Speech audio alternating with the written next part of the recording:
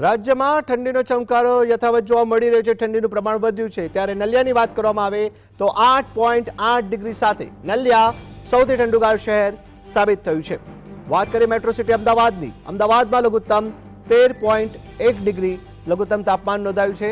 આ સાથે જ સુરતની વાત કરીએ, સુરતમાં સરેરાશ 14.8 ડિગ્રી લઘુત્તમ તાપમાન નોંધાયું છે। ઠંડીના પ્રમાણમાં વધારો જોવા મળી રહ્યો છે। આગામી 5 દિવસ પછી ઠંડી ઘટવાની સંભાવના હવામાન વિભાગ દ્વારા વ્યક્ત કરવામાં આવી છે।